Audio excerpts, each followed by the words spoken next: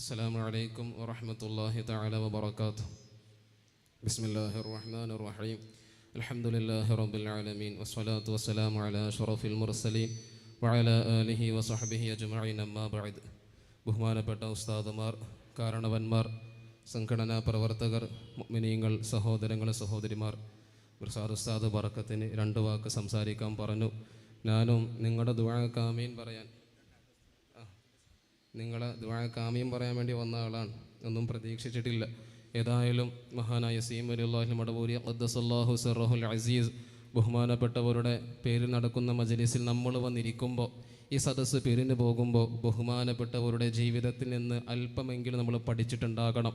മാത്രമല്ല, ബഹുമാനപ്പെട്ടവരുടെ ജീവിതം നമ്മൾ ഓരോ മഹാന്മാരെ അനുസ്മരിക്കുമ്പോൾ ദിക്റുൽ അംബിയായ ഇബാദഹ് വ ദിക്റു സ്വാലിഹീന കഫാർ, അംബിയാക്കളെ സ്മരിച്ചാൽ ആരാധന, നിസ്കാരം പോലെയുള്ള അമലിന് തുല്യമാണെന്ന് നബിയുനാ റസൂലുള്ളാഹി സ്വല്ലല്ലാഹു അലൈഹി വസല്ലം. നമ്മളാരും സ്വർഗത്തിലേക്ക് പോകാൻ അർഹരാണെന്ന് വിശ്വസിക്കുന്നവരല്ല, നമ്മൾ നരകത്തിലേക്ക് പോകുന്നവരാണെന്നുള്ള തിരിച്ചറിവ് നമുക്ക് വേണം. എങ്കിലേ നന്മ ചെയ്യാനുള്ള പ്രചോദനം നമുക്കുണ്ടാവുകയുള്ളൂ. വദിക്റു സ്വാലിഹീന കഫാറ, സിഎം വലിയുല്ലാഹിയെ നിങ്ങൾ സ്മരിച്ചാൽ, അസ്ഹാബുൽ ബദരീങ്ങളെ സ്മരിച്ചാൽ, മഹാന്മാരെ സ്മരിച്ചാൽ ചെയ്തു കൂട്ടിയ പാപക്കറകൾ കഴുകി കളയപ്പെടുമെന്ന് മുഹമ്മദുർ റസൂലുള്ളാഹി സ്വല്ലല്ലാഹു അലൈഹി വസല്ലം തങ്ങൾ പഠിപ്പിക്കാൻ ബഹുമാനപ്പെട്ടവരെ അനുസ്മരിക്കുന്ന ഈ മഹനീയമായ വേദി നമ്മൾ വിട പറയുമ്പോൾ അവരുടെ ജീവിതത്തിൽ പാലിച്ച ഒരൊറ്റ കാര്യം മാത്രം ഓർമ്മപ്പെടുത്താൻ ഇന്ന് സുബഹിക്ക് വയൽക്കര പള്ളിയിൽ ഓതിയ ഹദീസുമാണ്.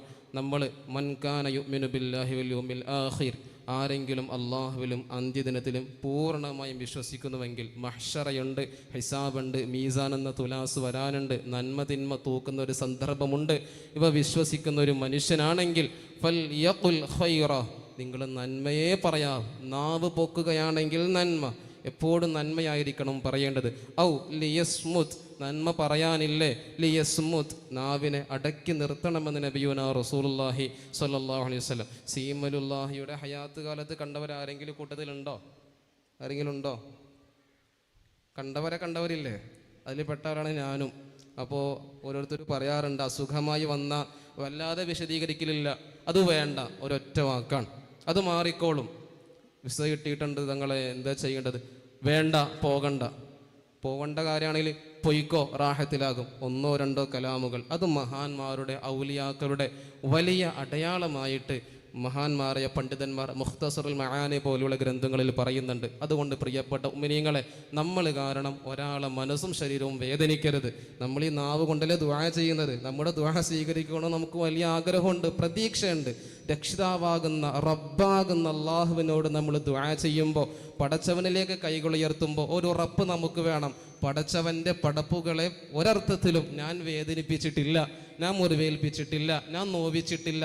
എൻ്റെ നാവ് കൊണ്ടോ എൻ്റെ പ്രവൃത്തി കൊണ്ടോ ഒരാൾ പോലും കരഞ്ഞിട്ടില്ല, കരയിപ്പിക്കില്ല എന്ന ഉറപ്പ് നമുക്കുണ്ടെങ്കിൽ ഈ മഹാന്മാർ പോയ പാതയിൽ, അവർ പോയ സ്വർഗത്തിൽ നമുക്കും സംഗമിക്കാം. അല്ലാഹു തആല തൗഫീഖ് പ്രദാനം ചെയ്യട്ടെ. അല്ലാഹു തആല തൗഫീഖ് പ്രദാനം ചെയ്യട്ടെ. ഈ പറഞ്ഞ കാര്യം ജീവിതത്തിൽ ഞാൻ പ്രാവർത്തികമാക്കാൻ ശ്രമിക്കാം ഉസ്താദെ എന്ന് ഉറപ്പുള്ളവരൊന്ന് കൈവക്കാവോ? എനിക്കൊരു സന്തോഷത്തിന് വേണ്ടി ശ്രമിക്കാം ഇൻഷാ അല്ലാഹ്. നിങ്ങൾ ശ്രമിക്കൂലേ? ആന്ന് പറയരുത്, ഇൻഷാ അല്ലാഹ് എന്ന് പറഞ്ഞു. ശ്രമിക്കൂലേ? അല്ലാഹു തആല തൗഫീഖ് ചെയ്യട്ടെ. അല്ലാഹു തആല തൗഫീഖ് ചെയ്യട്ടെ. ഈ നാവ് കൊണ്ട് മരിക്കുന്ന സമയത്തും ലാ ഇലാഹ ഇല്ലല്ലാഹു മുഹമ്മദുർ റസൂലുള്ളാഹ് എന്ന് കലിമത്തു തൗഹീദ് ഉച്ചരിച്ച് മുത്ത റസൂലുള്ളാഹി സ്വല്ലല്ലാഹു അലൈഹി വസല്ലമ തങ്ങളെ കൺമുന്നിൽ കണ്ട് മരിക്കാൻ ഭാഗ്യം ലഭിച്ച അടിമകളിൽ അല്ലാഹു നമ്മളെയും, നമ്മളെ പോറ്റി വളർത്തിയ മാതാപിതാക്കൾ, ഉസ്താദുമാർ, ഇവിടെ ഇരിക്കുന്ന ഉസ്താദുമാർ, ഞങ്ങളെ വളർത്തിയ, ഞങ്ങളെ നിലയിലാക്കിയ ഉസ്താദുമാർ, നമുക്ക് അറിവ് പകർന്നു തന്നവർ, മാതാപിതാക്കൾ എല്ലാവരെയും അല്ലാഹു ഉൾപ്പെടുത്തി അനുഗ്രഹിക്കട്ടെ. എനിക്കും കുടുംബത്തിനു വേണ്ടിയും ദുആ ചെയ്യണമെന്ന വസിയത്തോടെ വആഖിറു ദഅ്വതി അനിൽ ഹംദുലില്ലാഹ്. അസ്സലാമു അലൈക്കും വറഹ്മത്തുള്ളാഹി.